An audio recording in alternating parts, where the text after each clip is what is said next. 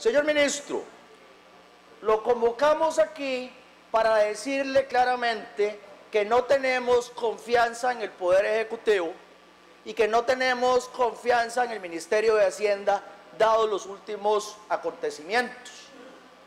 Su presentación de hoy viene a remachar esa falta de confianza y me voy a explicar.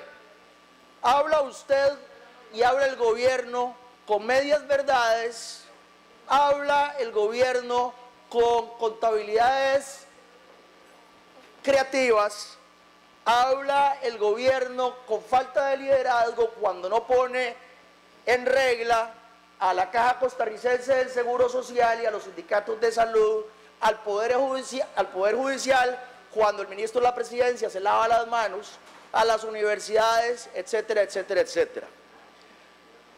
Sus medias verdades que ha dicho hoy, señor ministro, son de gran molestia. En primer lugar, no es de recibo que usted venga a pasarle el churuco a la Asamblea Legislativa, porque eso fue lo que sucedió, compañeras y compañeros y costarricenses, cuando nos vienen a decir usted que el nuevo presupuesto lo tendremos que construir nosotros y que las reducciones a las transferencias va a ser una responsabilidad de la Asamblea Legislativa. Señor ministro, nosotros esperamos que usted proponga cuáles van a ser las transferencias que se van a reducir. Y no crea que no estábamos escuchando lo que usted estaba diciendo. Por otro lado, usted menciona el reporte de Moody's, que aquí lo tengo. No menciona, sin embargo, señor ministro, que dice Moody's que la calificación podría mejorar si el gobierno implementa efectivamente ajustes presupuestarios estructurales que reduzcan materialmente el déficit fiscal. Es decir, la falta de confianza que tiene Moody's en este gobierno, la falta de confianza que nosotros tenemos en el gobierno, solo puede reducirse si el gobierno de la República implementa efectivamente ajustes presupuestarios que reduzcan materialmente el déficit fiscal. Y usted, señor ministro, nos está pasando esa responsabilidad a nosotros.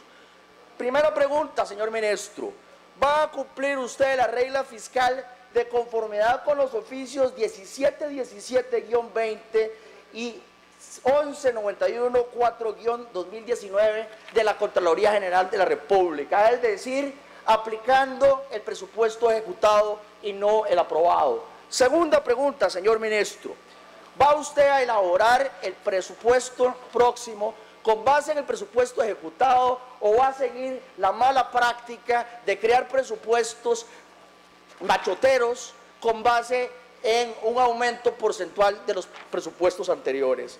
Tercero, cuando baje la evasión, tenemos absoluta confianza de que eso suceda, y cuando sigan aumentando los ingresos producto de la Ley de Fortalecimiento de las Finanzas Públicas, va a venir usted aquí trimestralmente a dar informes de cómo ha mejorado los ingresos, la recaudación de ingresos, y cómo se van a tomar esos ingresos para amortizar la deuda y cómo se van a requerir presupuestos extraordinarios para eso.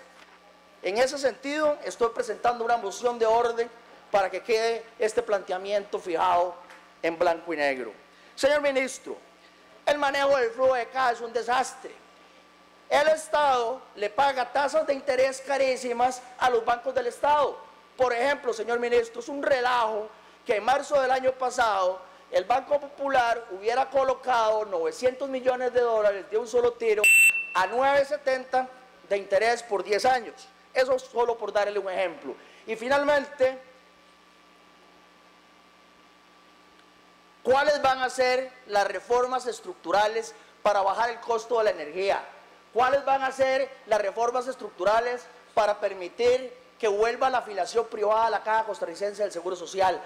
¿Cuáles van a ser las reformas estructurales para que baje el margen de intermediación de los bancos del Estado para que los costarricenses paguemos menos tasas de interés? ¿Cuáles son las reformas estructurales que le van a dar oxígeno a los costarricenses y que van a permitir que este gobierno de la República, del Partido Acción Ciudadana, nos siga desangrando? Muchas gracias.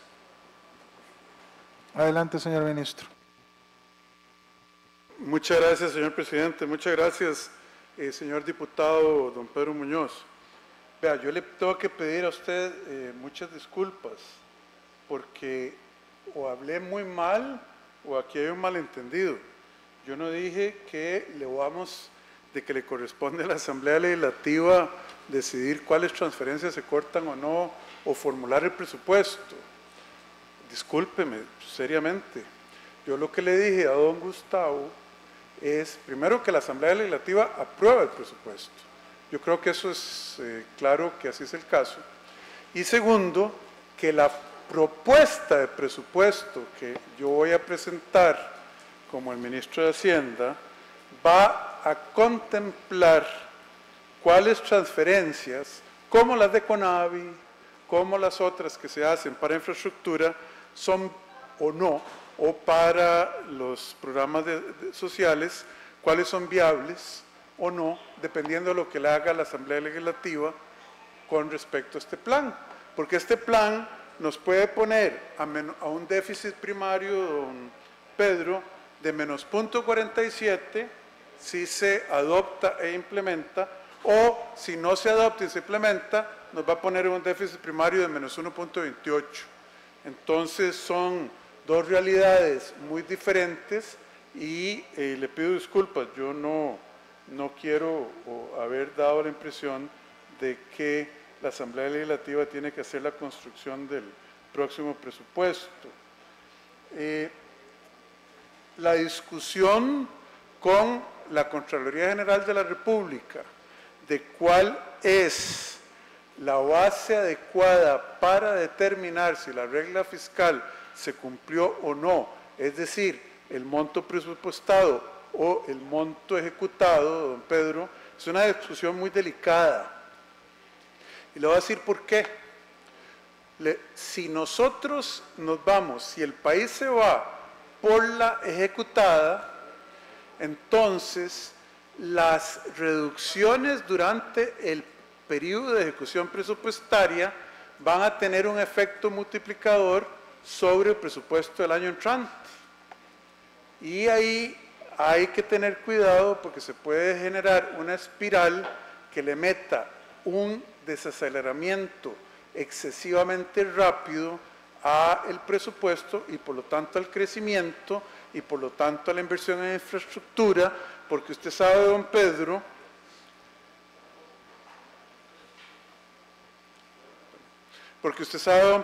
que los salarios son más inelásticos, más rígidos que el gasto de infraestructura. Entonces, eso es un tema muy delicado, hay que manejarlo muy bien. Crea incentivos un poco perversos, lo que propone la Contraloría, en el sentido de que si alguien va a cortar este año, ¿verdad?, va a subejecutar que la base sobre la cual se va a proyectar el crecimiento del año entrante se va a reducir. Entonces, no gastar hoy va a significar un presupuesto más bajo el año entrante, y así sucesivamente con un efecto multiplicador. Entonces, ahí va a haber que tener una conversación más seria con números. Si quiere la empezamos ahora, pero es un tema delicado en el cual se podría hacer que la regla fiscal, la 9635, sea excesivamente, es decir, más de lo necesario y ciertamente más de lo óptimo, procíclica y por lo tanto recesionaria hacia el futuro. Venir cada 3 meses, don Pedro, a mí me encantaría venir cada 3 meses conforme los datos aparezcan, y usted tiene la capacidad de invitarme y de presentarme aquí. El flujo de caja del Estado costarricense, yo no diría que sea un flujo de caja inadecuado, don Pedro. Es la estructura, la arquitectura del Estado costarricense la que permite que el Banco Popular vaya a las subastas de deuda pública del Ministerio de Hacienda y ofrezca recursos junto con los bancos privados, junto con las otras instituciones del mercado, junto con otras instituciones privadas, a la tasa prevaleciente del mercado en ese momento, en ese día. En octubre del 2018 y noviembre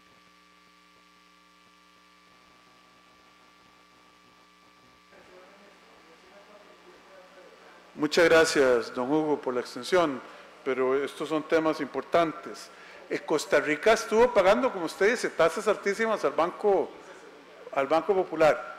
Por eso es que en parte estamos recogiendo y queremos bajar la deuda cara.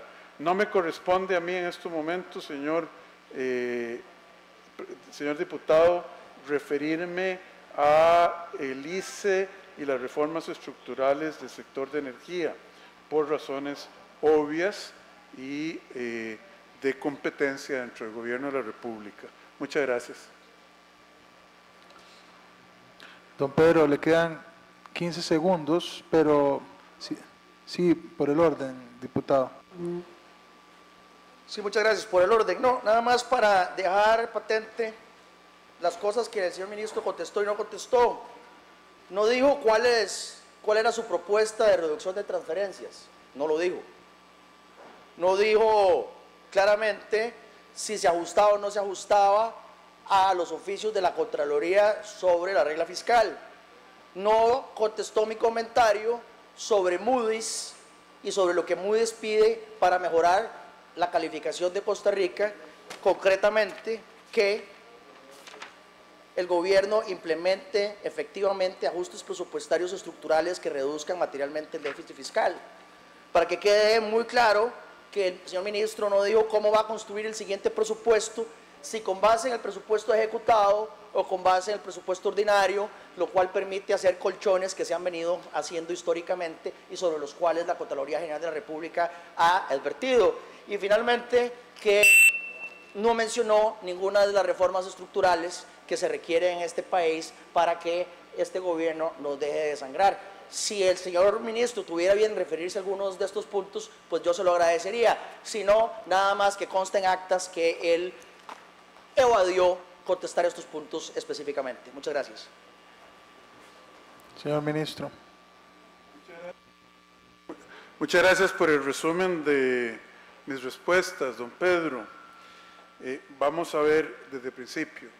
Yo creo que primero hay un tema de interpretación de la ley, ¿verdad? La Contraloría, yo no me acuerdo los números exactos de cuál oficio, etcétera. Solo para aclararle a las actas y al pueblo de Costa Rica que la Contraloría ha propuesto que se verifique el cumplimiento con la ley 9635 sobre lo devengado y no sobre lo presupuestado, ¿verdad?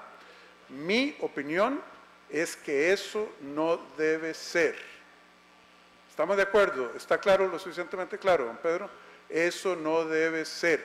Desde un punto de vista de política económica de este país, eso significaría hacer el presupuesto de la República procíclico, eliminar los incentivos para reducir el gasto dentro de un año bajo el monto aprobado por la Asamblea Legislativa en el presupuesto de un año particular.